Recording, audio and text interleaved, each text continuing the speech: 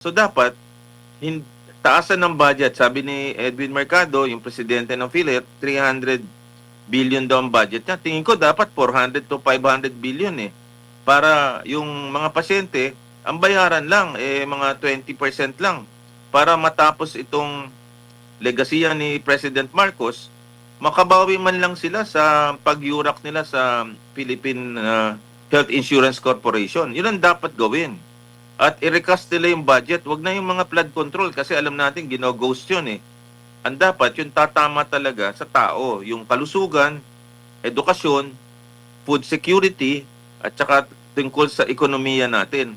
Ang tingin ko, babawasan na yung mga flood control na yan kasi nakokorap yan eh. At ibuhos na natin sa kalusugan, lalo na in times of after the pandemic at saka sa energy crisis. So, natutuwa ko dahil naglabas ang Supreme Court en banc sa April 26 na, natanggap po ng natanggap ko po ng aking abogado 3 days ago na magkakaroon po ng consolidation po ng aming oral arguments or for scheduling kasi po nireklamo ko po yung 2025 budget ng PhilHealth ay siniro ng gobyerno.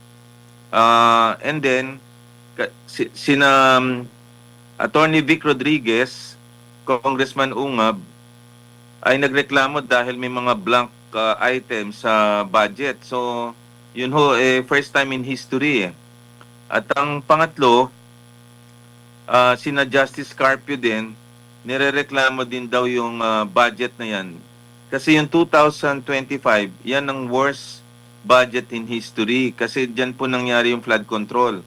Ako naman, nireklamo ko kasi after the unconstitutional transfer nung ng PhilHealth na 60 billion noong December 5, hindi nagbigay ng budget ang government. Zero ho in 2025. Nireklamo ko po yun sa Supreme Court. At after 1 year, nakakatuwa kasi napakinggan tayo.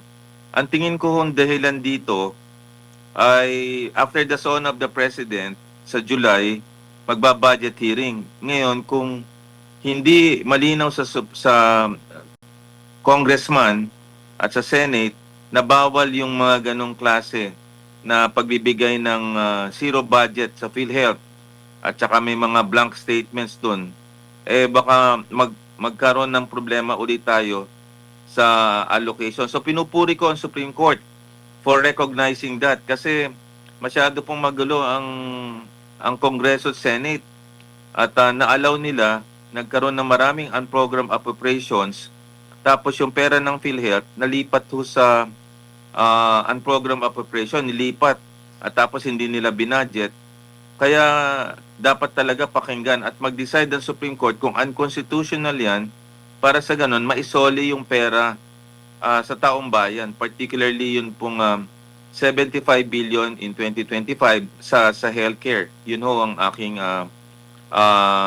yan, nakikita sa picture at masayang-masaya po ako at nakikinig po ang Korte Suprema. Ito ho malaking bagay kasi 15-0 ang desisyon ng Supreme Court noong December 5 sa unconstitutional transfer ng diversion. Naalala nyo si Secretary Recto, inutusan si President Ledesma na ilipat yung pera.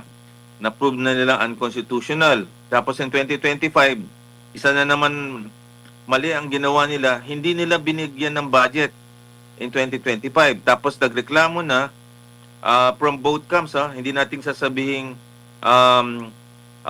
DDS or sasabihin nila Dilawan kasi si Justice Carpio iba hong partido yon. Ibang partido rin sina Congressman Ungab and Vic, and yet ako naman independente. Lahat ho kami hindi po mapayag na tama ho yung ginawa nila sa 2025 budget. At yan ay kailangan desisyonan ng Korte Suprema upang maibigay yung tamang budget itong 2027 kasi mag-uumpisa yan after last week ng July.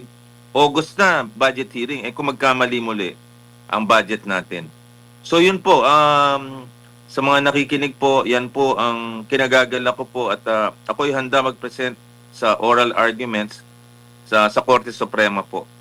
Opo, Doc, kung baga, hindi malayo yung posibilidad, lalo na kung wala pang mga desisyon, pinal desisyon ng Korte Suprema ukol dito, hindi malayo yung posibilidad na baka may gagawin naman sila, lalo na for 2027 na budget na itinituring na election budget. Tama po yun. Kaya ang Korte Suprema, ang tingin ko, nag-isip na baka yung 2027 budget gawing election budget. At nakita ko yung galawan, bibigyan daw ng insentibo ang mga LGUs. So, naiisip ko, sorry for this kind of comment, wala na yung flood control, baka gamitin na naman yung budget para mag-incentivize kasi election campaign period. No? Ang tingin ko, aayusin ng Korte Suprema to para wala na malagyan ng mga unprogrammed appropriation, wala nang magsisiro budget for PhilHealth, wala nang diversion sa PhilHealth, at magamit pa talaga for social services rather than be used again, sana naman, for alleged anomalies or corruption in budget allocation. Kaya tama po yung sinasabi nyo. I think visionaryo ang Supreme Court and they want to preempt that particular decision-making of the Congress and Senate. Kasi nagsisimula yan sa Kongreso. Opo, actually, meron pang pahayag nga ang Malacanang na posibleng sa 2027 maisasama muli itong flood control fund na ito po, attorney. Yeah. Yeah. Yun na nga dapat Pero ongoing kasi yung oral arguments ngayon dun sa unprogrammed appropriation na hinain ni Congressman Irice at ni Congressman Ledesma. Congressman Laila de Lima. Ang ibig ko sabihin, malaking bagay yon na nag-oral arguments sila dun sa unprogrammed appropriation na dapat wala nga unprogram, dapat iligay nila yung pera doon sa programa. Bakit meron silang standby na 250 billion? Baka malagyan uli. So tatapusin nila yon. Tapos tatapusin din ng Supreme Court yung pag-yurak sa PhilHealth natin. Yun ang dapat nating ayusin. At hindi na maulit ang worst budget in Philippine history, yung 2025 budget. Opo. Para sa kalaman lang ng ating mga kababayan, gaano po kahalaga na hindi ma-zero budget ang PhilHealth bagkus ay dagdagan pa ang pondo nito at kasi hindi naman ito pang negosyo kagaya ng ibang mga health insurance po, Doc? Yeah, mahalaga kasi nakaatas sa universal healthcare kung ang dapat ang PhilHealth ay tatlo ang gagawin. I-increase ang case rate or benepisyo. Kunyari, heart attack. Dapat increase ng budget yan Dun sa acute heart attack lang ngayon, may 500,000. Pero dapat, kung ikaw ay na heart attack or may sakit ka sa puso, libre na yung angiogram.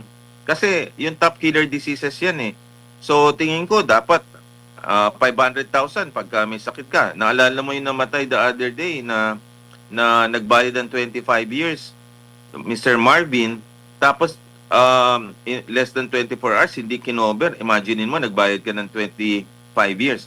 Number 2, ang dami may cancer. Magkano MRI? Magkano CT scan? Magkano cancer marker? Magkano chemotherapy? Ang stroke. Grabe ang stroke Ang case rate lang pala niya, 76,000. Dapat tingin ko, increase yan to 200,000. Kasi alam mo ba magkano ICU sa isang private hospital? 50 to 100,000. Ang recovery period yan, humigit kumulang na 2 linggo. Aabot ang bill mo niyan hanggang 2 milyon. O magkano yung mga nagdadialysis? Magkano ang gastos niyan?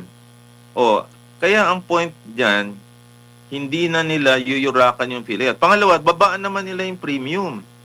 Pero mo, bayad ka ng bayad ng premium, mandatory. Tapos, hindi naman pala tayo makakakuha ng tama. At tapos, ang out-of-pocket expenses, almost 60% na. Tapos, ang dami-daming guarantee letter. Alam mo, ang daming hospital ngayon na ang pasyente 3 buwan, 4 na buwan na sa hospital dahil walang maibayad. So, dapat, taasan ng budget. Sabi ni Edwin Mercado, yung presidente ng PhilHealth, 300 billion daw ang budget niya. Tingin ko dapat 400 to 500 billion para yung mga pasyente, ang bayaran lang mga 20% lang para matapos itong legasiya ni President Marcos, makabawi man lang sila sa pagyurak nila sa Philippine Health Insurance Corporation. Yun ang dapat gawin. At i-recast nila yung budget. Wag na yung mga flood control kasi alam natin gino-ghost yun eh. Ang dapat yung tatama talaga sa tao, yung kalusugan, edukasyon, food security, at saka tungkol sa ekonomiya natin. Ang tingin ko, babawasan na yung mga flood control na yan kasi nakokorap yan eh. At ibuhos na natin sa kalusugan, lalo na in times of after the pandemic at saka sa energy crisis.